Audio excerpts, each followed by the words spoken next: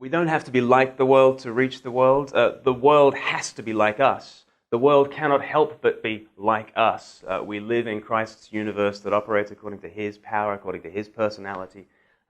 We live in a world that is gospel-shaped. People don't know that yet. And so people tell stories. And the world has already been shaped by a great story without knowing it, which is why all the great stories are things like Overcoming the Monster and Journey and Return and romance and comedy and tragedy and all these things that are actually refractions and diffractions of the gospel in various ways. So the culture is forever telling stories. We don't need to be like them. They did not invent that. Okay? God invented that. We've got this story to proclaim. But what we can learn from the culture are ways of packaging those stories, ways of presenting them in an attractive format that will grab attention and draw people in.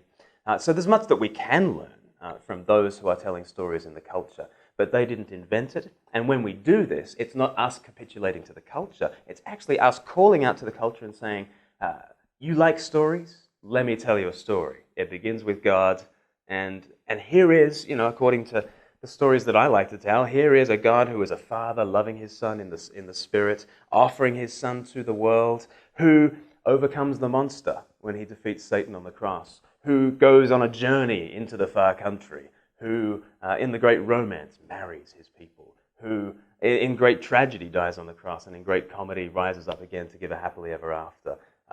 The world doesn't even know the goodness of the stories that they kind of tell. We are informing them about the great story that informs their world. We don't have to become like them. They already are like us. And we're inviting them to become more truly themselves.